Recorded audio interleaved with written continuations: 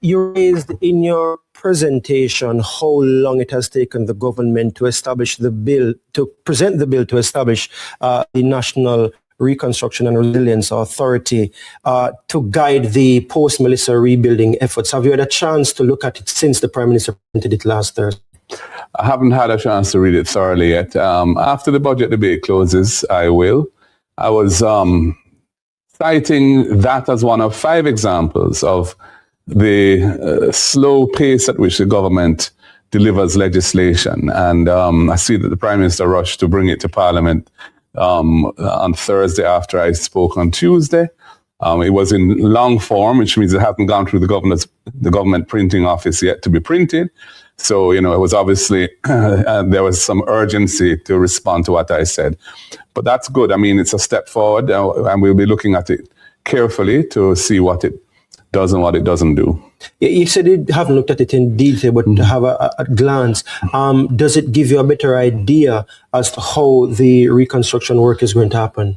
Not really. It's a framework. It's a framework document. So it deals with how the authority is constituted, what its objects are, its functions, etc. But the actual work that it will be undertaking, the resources that are available to it, and the time frame that it will be executing its work over, all of that remains to be seen. What I did notice in the Prime Minister's presentation was that he spent a lot of time talking about various projects, and I was a little surprised he didn't spend more time actually talking about reconstruction that's going to impact people who have been very badly impacted by the hurricane themselves. The tens of thousands of Jamaicans who have had houses destroyed or very badly damaged. The roofs program, which was funded out of the budget for this year, that's coming to an end with $10 billion, not even a third of 1% of GDP. That has really scratched the surface in terms of trying to get people back into habitable shelter.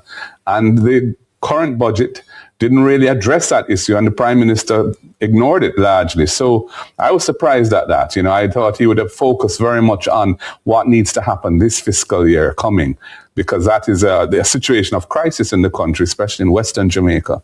It was, hearing all these plans which we've heard before about, bypass roads and what have you. I mean, that wasn't really what I was looking for from the budget. But we will see. There have been so many promises in the past which haven't been delivered on. We still haven't even finished the South Coast Highway project from Harborview going around to Port Antonio. That's still incomplete. The building, the urban center, which was opened months before the election was called, it's still not complete. So, I'm not optimistic about the execution of projects by this government. Let's go to a clip now with the Prime Minister speaking about NARA in Parliament last Thursday. We must, as a country, confront an uncomfortable reality. While Jamaica has built one of the most credible macroeconomic frameworks in the developing world, the execution of large investment projects too often moves at a pace that belongs in another era. Layers of approvals, fragmented processes, and rigid procurement rules, though designed with good intention, can make it difficult to move quickly when transformational opportunities arise. In today's global economy, capital is highly mobile, and investors compare jurisdictions not only on stability and incentives, but on speed of decision-making and certainty of execution. Too often, promising opportunities have gone elsewhere, to countries that are simply more nimble. We cannot allow this to continue. Even recently, Madam Speaker, I have seen projects that were eyeing Jamaica. Investors got frustrated and have gone elsewhere. We are advancing two powerful and complementary reforms. One focused on how we build infrastructure and the other on how we attract and accelerate transformational private investments. NARA will have special powers, that is the National Reconstruction and Resilience Authority. will have special powers to accelerate development approvals, as well as procurement, enabling the execution of resilient infrastructure. You heard what he said right here, special powers to accelerate the development and the rebuilding. Any initial thoughts on whether you agree with the direction being taken? Well, he had announced this, I think, in early December. So there's nothing new in that. We know that the government has struggled to execute projects on a timely basis. The capital budget in the year after year is not fully spent, and it's notorious how difficult it is to get the procurement rules complied with on a timely basis, etc. So, I don't have a problem with any agency that is seeking to deliver efficiency in the execution of projects, as long as there's transparency and a robust governance framework, and so we can be assured that there will be accountability for all of the money spent. I'm very wary of the ability of this government to use funds in a way for which they weren't intended. So that is going to be a big issue for us. What are you saying right there? Why? Well, all of the scandals of the past, that we've seen public agencies, numerous ministers have had to resign or be moved around. I mean, there's a long litany of scandals under this government. So I don't have a lot of faith in the integrity of the government and how they deploy resources, public resources that belong to the taxpayer. So this NARA agency has to deliver the confidence that there will be proper accountability for every cent that is deployed. But the Auditor General is there and doing a good job. You would agree? Oh, yeah, but that's always after the fact. The Auditor General is looking back historically at things that have already gone wrong and reporting to Parliament on that. It's very important, and that's why we've had some accountability for some of these things. Since Melissa, the Auditor General has come out with almost an instantaneous report about some of the procurement processes. We saw the issue with Darrell Vaz as well. So the Auditor General is working almost simultaneously and quickly in this instance, not so much a far back look back afterwards. Well, the issue with the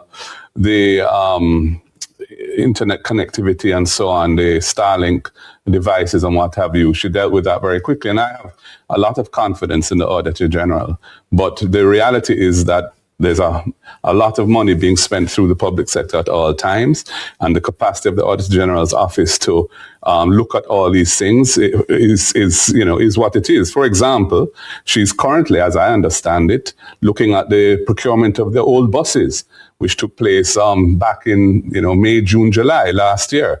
So there's quite a bit of time elapsed, and that would be fairly quick actually, because there are many reports on issues which have some years in the past. So that's just the nature of a process which is looking historically at something. But what I want to know is that the actual funds that are being spent, there's a mechanism, there's a framework in place to ensure that the funds are not leaked, that the funds are used exclusively for the public purposes for which Jamaica will have borrowed this money. Remember, most of this $6.7 billion is debt.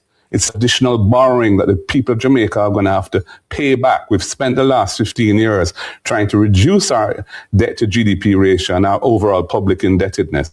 This recovery exercise, financed largely by debt, is going to reverse that. So we want to make sure we get full impact, positive impact for every dollar that's borrowed and spent. Yeah. Just before the break, I want to go straight into it. The NHT, the government and the opposition continue to spar over this. The opposition says the government needs to stop taking the $11.4 billion. You have said that per year from the NHT, but the Prime Minister has said that, listen, it's because of Hurricane Melissa, and he says the government had no realistic alternative. He also said, quote, the NHT remains solid, well-capitalized public body that is not a fiscal risk to the government. The transfer has not in any way impaired the ability of the NHT to fully satisfy demand for mortgage loans.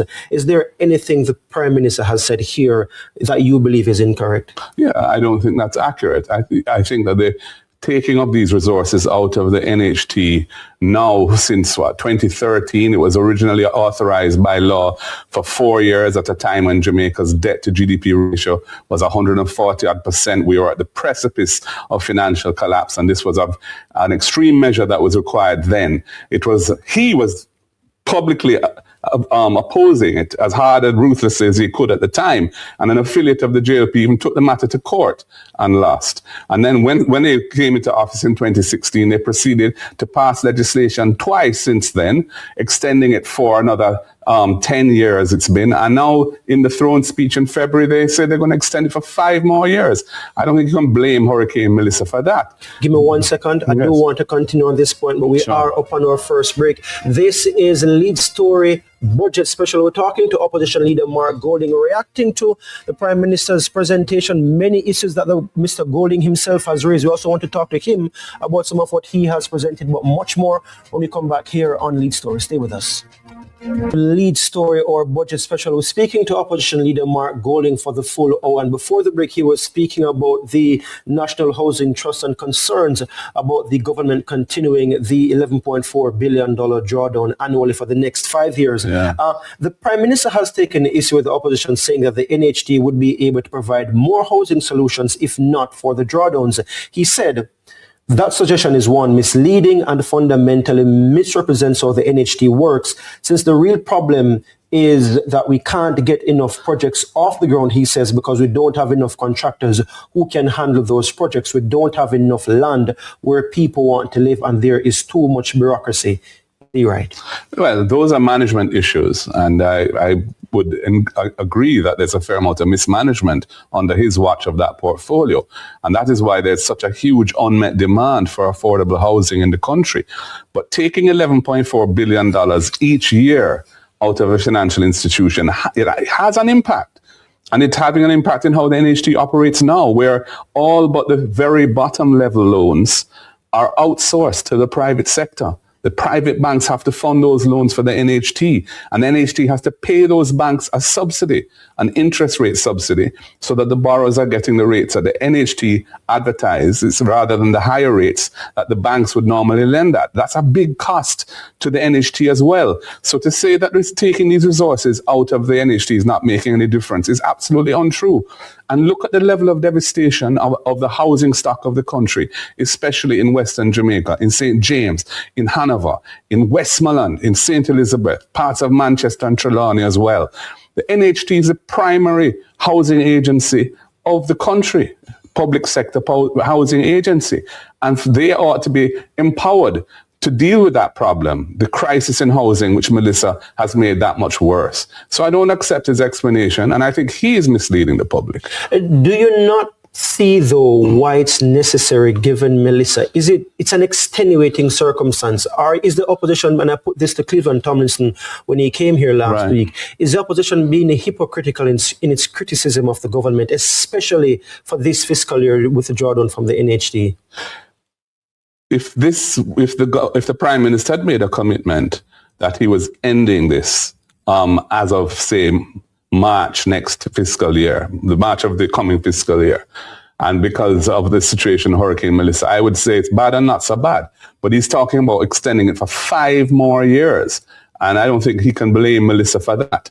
And the truth is that, as Julie Robinson in his presentation on the budget showed, that the gap that they're trying to fill by adding, $18 billion of taxes plus another $11 billion of drawdown from NHT, there are other ways of addressing that funding gap. And so I don't accept that it's a necessity to do it. But if the commitment was given to stopping it, I would feel some relief. But is there a commitment to stop it in 5 years, as you mentioned? I don't know. He hasn't said so. I mean, he's extended it now. This would be the 3rd time it's being extended. And indeed, in the past, it was extended for 4 years at a time. This time, he's saying he's extending it for 5 more. So I don't know what they plan to do at the end of that period, and neither do you. Does the opposition plan to take the government to court if it doesn't stop? No, this matter has been litigated already. As I said, the NGO, which is affiliated with the Jamaica Labour Party, attempted to take the PNP to court when it was first implemented for 4 years, and they lost that case. And I don't think that matter is now justiciable again. That has been determined by the court already. Yeah. Do you support the additional NHT benefits for some class of public workers like teachers, nurses, and Jamaicans under 35?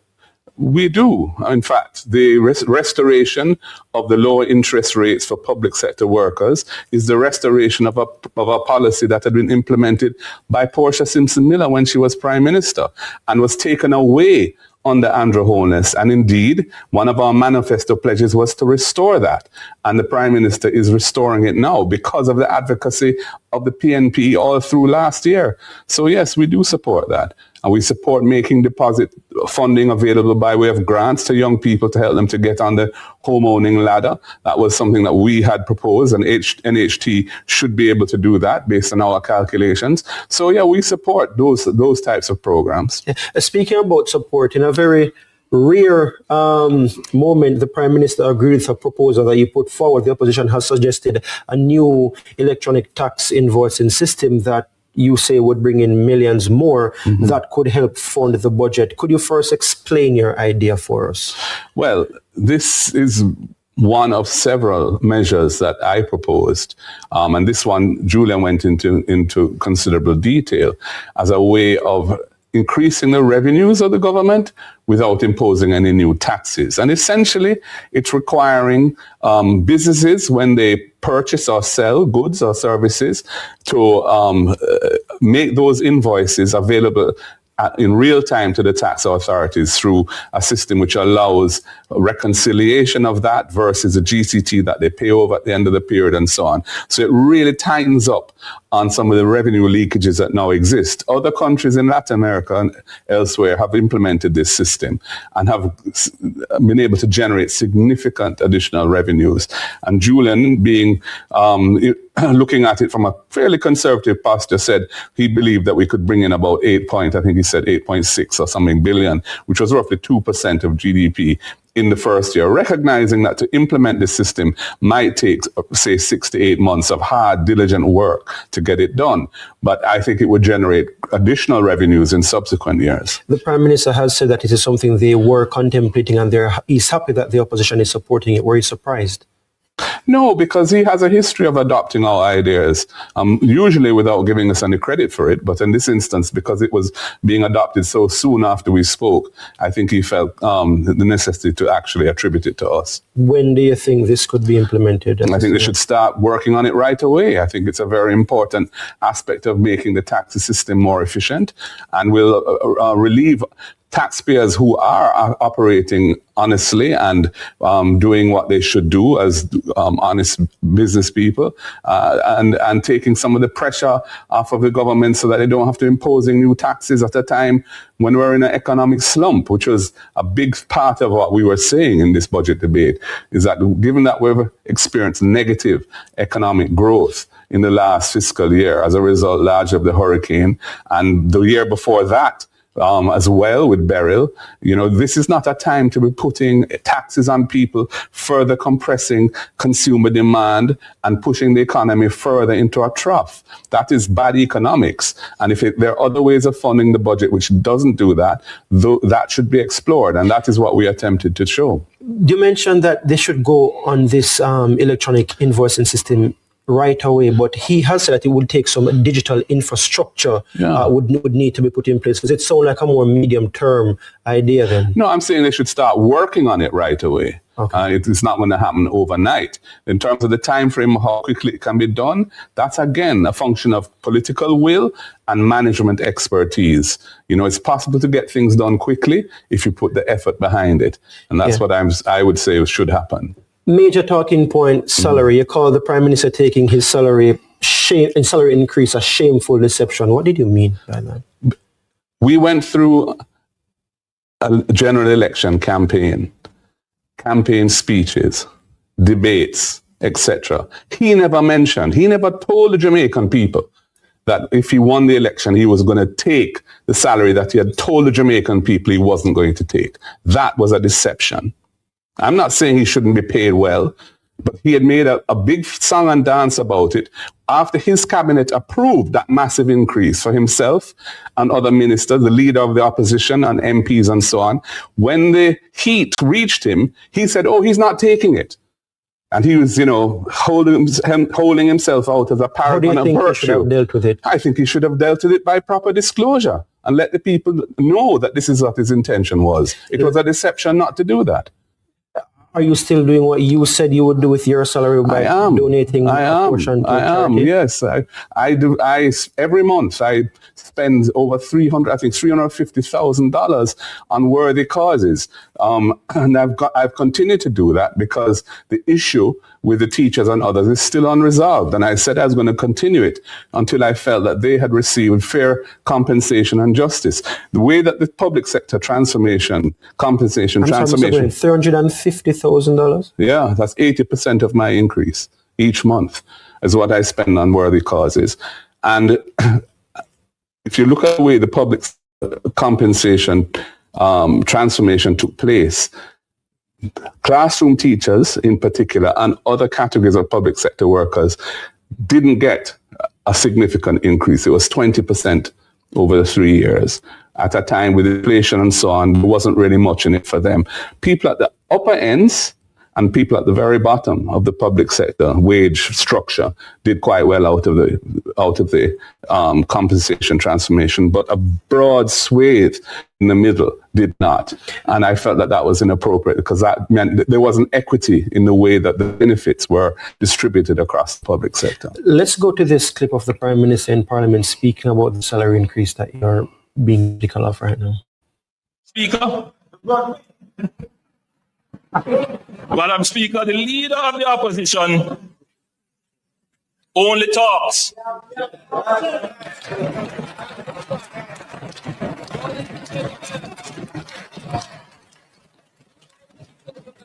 I do the job of Prime Minister, and I head 4 other ministries.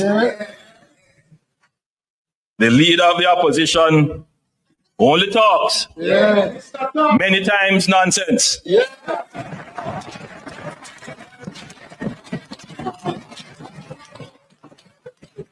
And takes home $27 million.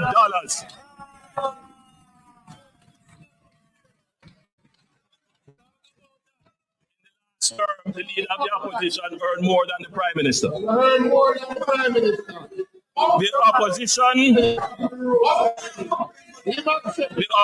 spokesman on finance stood in this house and said the opposition had no problem with the increase in MP salaries.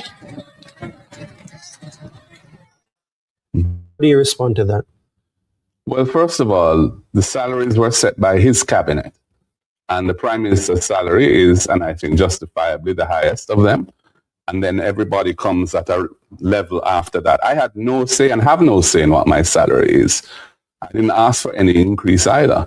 And when it came... But you nor anyone from the opposition never said, no, we don't want it. I said I was not going to take it. I wasn't in Parliament on the day that it was announced by Nigel Clark. But once I heard about it, I said, I don't think it's right. Because how can political leaders be accepting increases of hundreds of % when teachers had recently settled under some duress and many of them were getting 20%? And that is why I said I was making the personal decision that I was going to give up 20%, everything above 20%, to the extent that I got more than 20%, that excess, both of the retroactive and of my ongoing salary, I was going to give up to charities and worthy causes. And I've been doing that ever since. And each MP has their own personal situation to address, and I encourage others to do things like that with theirs, made their own choices. The Prime Minister says he didn't collect his or he didn't receive his. Now, I don't know how he was able to arrange that. Maybe he got cabinet to vary the decision that they had made the week before, because it was after I said I wasn't going to take it that he then went and said, oh, well, he's not going to take it either. And he got the relevant decision authorizing the increase to be modified, I assume, for himself. He never offered me that opportunity. Okay, we do have to take another break, but we are so much more issues to speak about. We still want to dig into a little bit more of what Mr. Golding had presented in Parliament and also get his response to some of the big project proposals that the Prime Minister spoke about in Parliament. Stay with us for this special lead story, budget special. We'll be right back.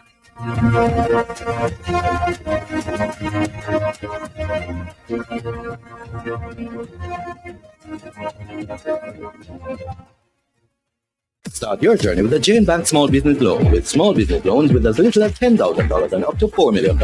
The time is 8:30.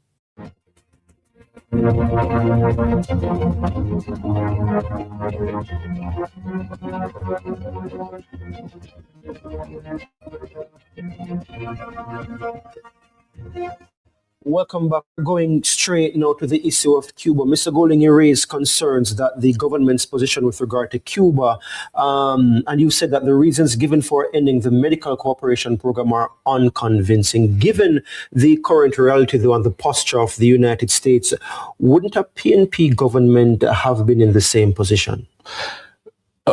I would have been very reluctant to take away and end an arrangement that started on the People's National Party in the 1970s and which has served Jamaica and the Jamaican people very well.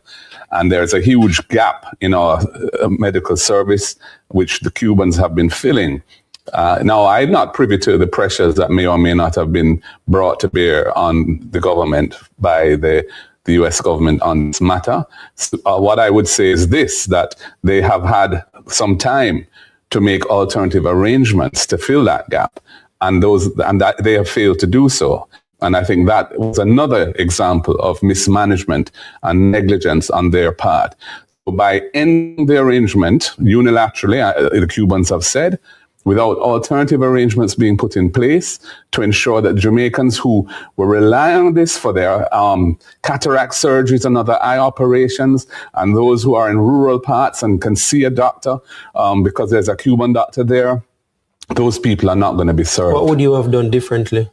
I would have explained to the U.S. that if we were going to phase out such a program, and I don't think that the reasons given by the government are sound, because I don't think it's anything to do with pay arrangements and so on. I think it was really a response They say to it goes the pressure. against Jamaican law and the international law. Yeah, what law? Have they told you what law? I'm a lawyer. I'm not aware of any law that the arrangement was violating, and it's been in place for 50 years and has been run by their government and by us on repeated administrations. I think they were responding to the pressures that were brought here, and I'm going to comment on whether they should or shouldn't have done that, because I'm not privy to those discussions. But I would have ensured that if we had to do something like that, it would have been phased out over a period of time where alternative arrangements would have been brought in place so that the people wouldn't suffer. He praised Michael Manley, saying he's someone he respects, but he said he questioned his judgment in relation to. In fact, let's just go to this moment when he spoke about Michael Manley in Parliament last Thursday. Michael Manley, and this is part of why I admire him as well, would come back to power a reformed man in 1989, abandoning the policy of democratic socialism, embracing the IMF, liberalization, privatization, free markets, and pursuing closer ties with the United States.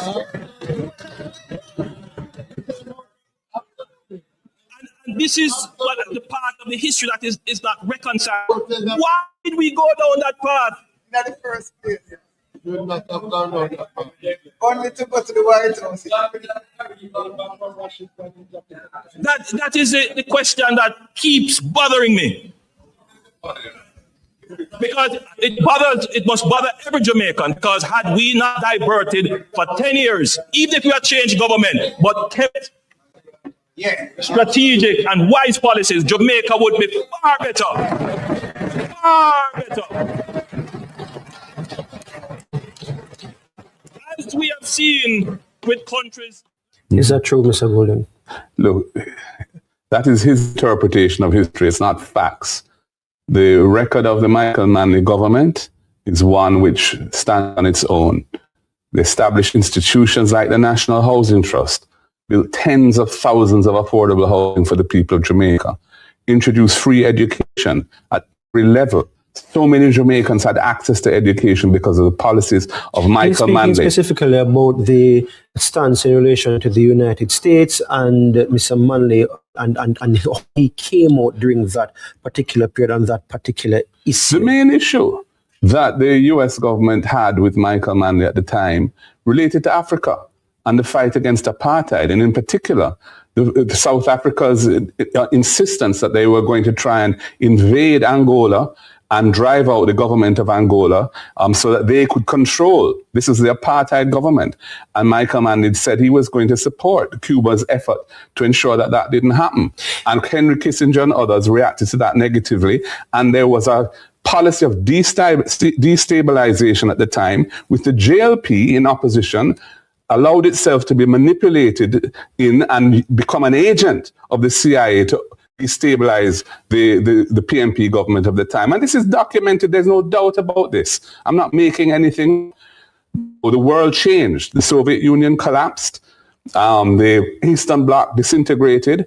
And Michael Manley, in his second time as Prime Minister, made some adjustments to the policy, not eliminating our objective, which is our historic mission of empowering the Jamaican people, righting the historical wrongs that have been part and parcel of our history, but looking at different ways in which we could, the tactics of how you get there. And that included some of the things that the Prime Minister spoke about: liberalization, eliminating exchange control, trade, removing trade licensing, and so on. So the current system that Jamaica's economic arrangements has been based on is really originated with Michael Manley in the early 1990s. So yes, Michael's thinking had to evolve because the world, objective conditions of the world changed, and one has to be flexible. You can't be rooted in past paradigm, which is no longer relevant. And on that point, the PM has said that in this dynamic foreign policy environment, Jamaica must be strategic. We cannot go down the road of ideology and rhetoric.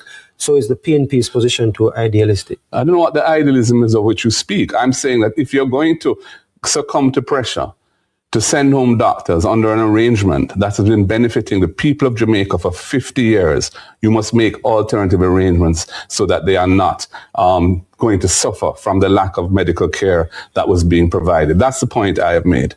Beach policy. The government has also tabled the national beach access policy. Has the opposition yet taken a position on that? Does it solve the problem of shutting out Jamaicans out of the island's beaches? I haven't studied the policy. It was only tabled in the last week. It's a document. I've been doing other things. I will look at it. We have been on record repeatedly saying that the current arrangements where Jamaicans are being excluded from beaches in right across the country is unjust and cannot be supported, and the government must step in. Ironically, there are provisions in the existing law to facilitate that. You can get an easement. The Beach Control Authority has statutory power to require an easement, which is a right-of-way over land, to get to the beach. And the landowner has to be compensated for the value of that. But that power has not been used. I think the government has had to accept that this is a problem, which is why they've tabled this policy now. And I will be looking at it with interest, but I haven't yet studied it. Yeah.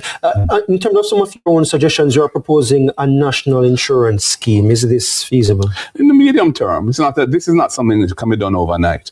But I do think it's important that we find a way of allowing people to finance their medical costs without having to go into bankruptcy. And, as an MP, I experience this a lot, where persons, need money they go to public health facilities, and although the treatment there is supposed to be free, the diagnostic tests are not available because the equipment's not working. Medical or surgical implants that are needed for surgeries, they have to go and buy those. Many of the drugs that they need are not currently available under the NHS. So to be clear, would you discontinue the free healthcare program?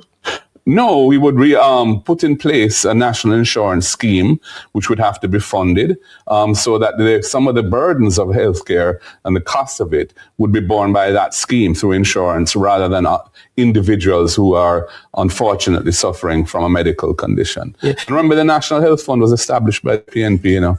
All of the institutions of this country that have been put in place to help people have an easier life and a better life originated, most of them, with the People's National Party, and many of them were the brainchilds of people like Michael Manley and PJ Patterson and Portia Simpson Miller. You said the government needs to accelerate the transition to renewable energy. There is a national target to have 50% of Jamaica's energy coming from renewables by 2030. Yeah. Wouldn't the government argue that this shows their intent?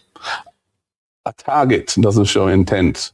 A target is rhetoric unless you actually do what's required to meet the target. And their record in the area of energy transformation is pitiful. In the 10 years they've been in government, they've only issued one request for proposals, which has brought on stream 2 projects which have not been able to get off the ground yet because of the uncertainties around the whole electricity regulatory framework, with JPS's license coming to an end and so on. We have really dropped the ball, and we should be much further along in reaching our target for renewables, which we fully embrace, and in fact, which was something that we had announced long before.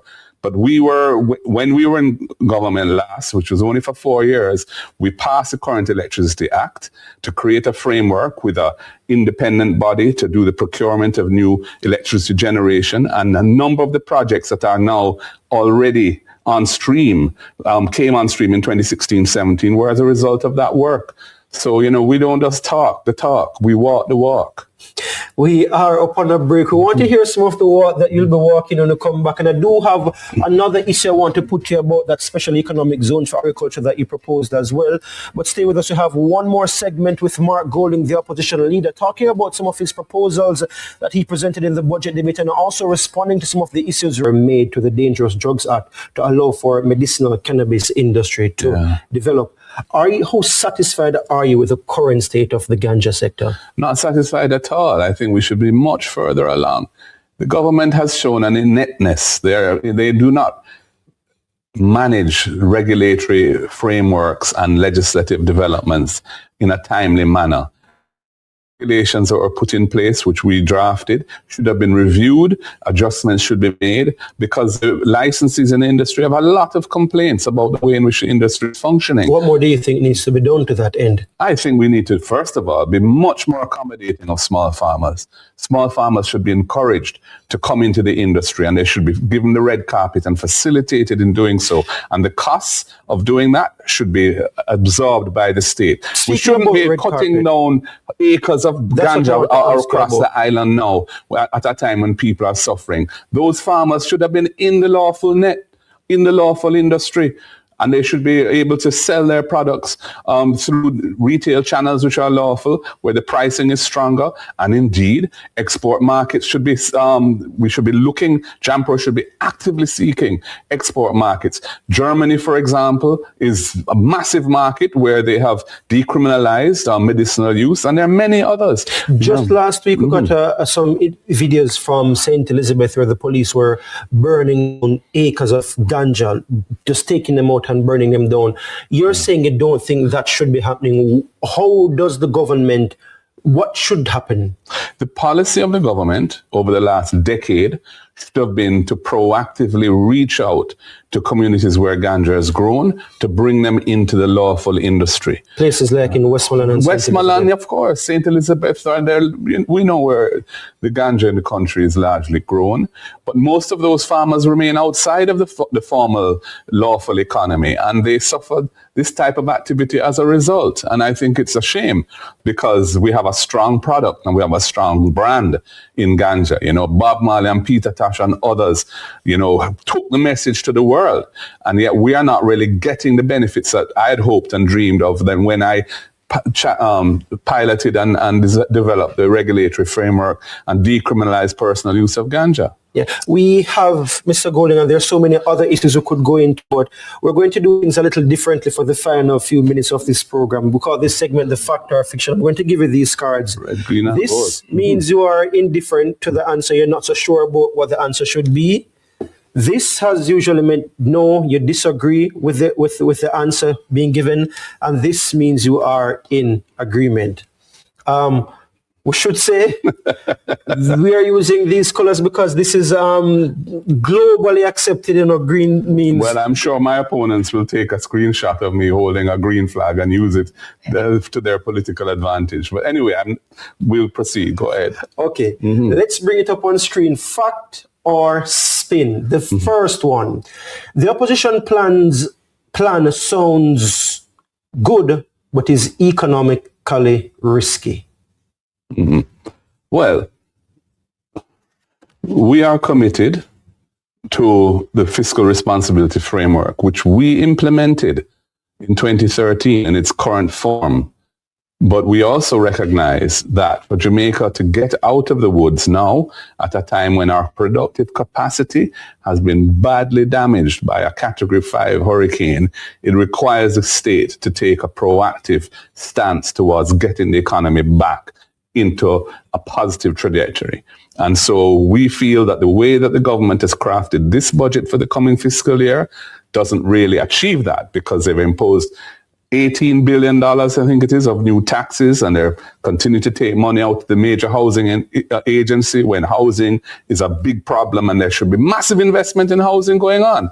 And, what we're hearing about is road bypass projects that are going to come on stream over the next 2 to 3 years and so on. So no, I don't agree with that little thing that was on the screen there. Okay, remember it's quick answers, all right, Mr. Golding, so 20 seconds or less. 20 seconds Next or one, less. fact or fiction? And these were taken from what the fact or spin, what the Prime Minister said last week. Jamaica secured US $6.7 billion faster than ever before. Proof the economy is strong. Is this fact or spin? Well, the multilaterals, you have to I can't bother the green thing, but the multilaterals came with a package, which I think it is true that Jamaica's achievements over the last 15 years have put us in a position where we're able to raise resources. But bear in mind, 2.4 billion, I think it is, out of that 6.7 has to be sourced from the private sector. It's not a given. It's just the multilaterals have said they're going to try and help to mobilize those resources, but they're not providing those resources. So that's not yet committed to Jamaica. Fact or spin? The next one then. Let's go to the other one. Jamaica has basically achieved full employment. Fact or spin? That is whatever this means. The truth is that the partially agree. Yeah, no, it is true that the formal unemployment statistics show that we have reached close to full employment, but that measures informal employment. You only have to be employed 1 hour per week to be treated as being formally employed. And many of the workers don't have the kind of benefits that formal employment bring in terms of, things like vacation leave and a pension arrangement and so on. So the employment statistics are a bit misleading in the sense that they don't really give you a full picture of the nature of the employment in the country. Okay. Yeah. Fact or spin? We're almost out of time. Let's see if we can get in 1 or 2 more. The housing crisis is not about money, it's about supply. Fact or spin? Well, supply is a function of money. So if you don't invest in housing, you're not going to be building housing solutions to meet the demand. And if you're not providing financing for people on terms that they can access, you're not meeting the demand either, which is why we had programs like the idea of allowing people to rent to own and so on. There were a number of things that we were coming with to bring people into the mortgage market who are currently excluded. Okay, I think we have time for one more. One more. Fact or spin? NARA will finally fix Jamaica's slow project execution problem. Fact or spin? That's not a fact. That is an aspirational statement. We don't know what NARA will deliver. That remains to be seen. Says a red flag. Well, whichever flag you want. But my point is that let us see how NARA performs in the years to come. Saying things and achieving them are two different things. And execution is not this government's strong point, as we can see from things like the South Coast Highway, which has taken so long and is still incomplete, and many other things we could talk about. So I'm hoping that NARA will be effective at delivering efficient execution of projects, large-scale projects, but that remains to be seen. You mentioned I'll just take one more of these, but it's the second time I've heard him mention the South Coast Highway project, and I want to go to something on the One Road Authority with you. Let's take one more fact or spin. My producer tells me we have time for fact or spin. Jamaica is on track to be, ending NHT withdrawals. Okay, so we're not taking that one. Jamaica is on track to become a global logistics hub like Dubai or Singapore. I don't think we're on track to achieving that. I think that's something we should be pursuing relentlessly, because we have the capacity to be a major player in logistics in the world trade routes because of our geographic location. We speak English, etc. We have the 7th largest natural harbor in the world. But we are not nearly along as far as we should be in building the ecosystem locally to encourage that kind of investment. We're still trying to get the Caymanas economic zone going for 10 years after it was, more than 10 years after it was conceptualized. That's why I'm saying there's a deficit in execution. We're good at talk, we're good at PR, but we're not good at delivering for the people. Yeah, in relation to road, in relation to the government's announcement that it plans to create a One Road Authority, you said, quote, "We are not against streamlining responsibilities. However, local authorities must be empowered to execute robust road repair and maintenance programs."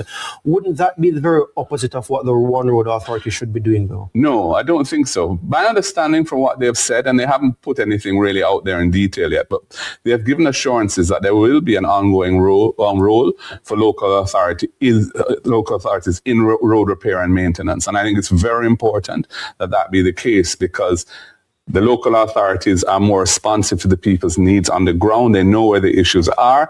And from a point of view of approving projects and so on, they have all the necessary arrangements already in place within the local authorities to get the job done quickly. Where they fall down on is that they don't have funding to do what they should be doing. So that the One Road Authority, as I understand it, is more about regulation and streamlining who does what, rather than saying who's actually, that the One Road Authority is going to be fixing all the roads in Jamaica. That would not be practical. Favour Williams, Finance Minister, closes the budget debate tomorrow. What does she need to say that would make you satisfied with her presentation when she speaks tomorrow? I don't think there's anything that the minister can say that would satisfy me, because the budget is already cast. I don't think she's in a position to recast it, and I don't think it achieves the economic objectives that are necessary at this time. I would like to see her fix a couple of things, if possible, including the way in which the Environmental Protection Levy has been designed, which I think is flawed and puts local manufacturers at a disadvantage relative to importers. And maybe you could run that clip from my speech next time around so that people can understand that point. Yeah, we are just about out of time. Can't let you go without asking a couple internal developments. We saw recently Damien Crawford leaving the PAAC. Why was that allowed to happen? Is he being pushed aside? Not because at all. Of his aspirations? Not at all. No, I mean, Damien is a valued member of the party. I did my best to encourage him to come back into representational politics. When he identified the seat that he wanted to run in, I did my best to facilitate it so that he got it. I made him spokesperson for a very critical portfolio, which he has a passion about, which is education. So no, he's a vital part of the future of the party and somebody I work with well. Is there a rift brewing with himself and Peter Bunting that you need to fix? No, I don't think so. I think that they got along quite well when they were in the Senate. I think, Damien had his own views about the way in which the PAAC is structured and how it operates, and it wasn't something that he felt was conducive to his way of communicating ideas and so on. So he asked if he could be relieved of that post, and I said sure. I conferred with Peter Bunting, who's the chairman. He said if Damien wants to step down, that's okay. That's up to Damien, and we put Dr. Dawes there, who's very capable as well. And there are many avenues in which people can serve in the opposition, and I'm sure Damien will continue to show the value that he brings to our team. Well, we can't continue right here. We are entirely out of time. Mr. Golding, thank you so much for speaking with us here on Big Story Budget Special. Yeah. We have been speaking with Mark Golding, the leader of the opposition, about the budget debate and many other issues that have come out of his presentation, the Prime Minister's presentation.